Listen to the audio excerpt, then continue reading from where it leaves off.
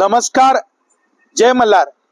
मी शेखर बंगाळे, संघर्ष सेना संस्थापक अध्यक्ष तसंच धनगर समाजाच्या आरक्षणाच्या चळवळीतला एक कार्यकर्ता।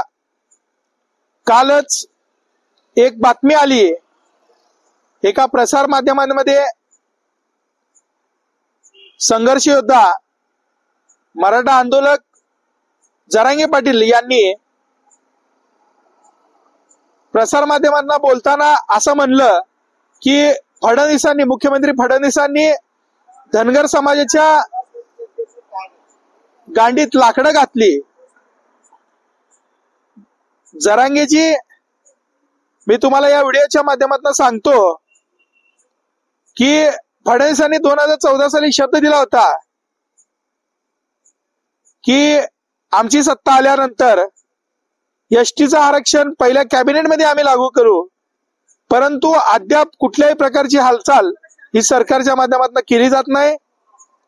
परंतु जे तुम्ही काल चुकीचं वक्तव्य केलेलं आहे, अतिशय खालच्या पातळीची भाषा बोललेली आहे, त्यामुळं संबंध महाराष्ट्रातील 2 कोटी धनगर समाजामध्ये आपल्याविषयी एक संतापाची लाट उसळलेली आहे।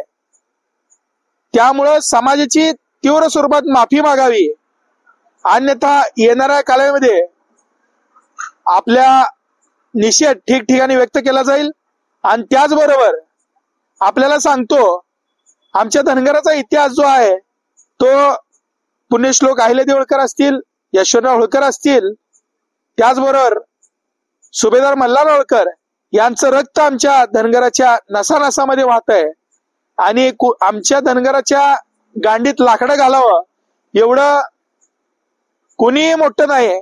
आणि माझा समाज नक्कीच या गोष्टीचा निषेध व्यक्त करतो सर्वप्रथम, आणि त्याचबरोबर येणाऱ्या काळामध्ये या सरकारच्या विरोधामध्ये आंदोलन करून आम्ही देखील आमचे हक्क, आमच्या घटनेमध्ये असणारं आरक्षण जो आहे एसटी आरक्षण, तो आम्ही मिळवून घेऊ अशी या व्हिडिओच्या माध्यमातून ग्वाही देतो।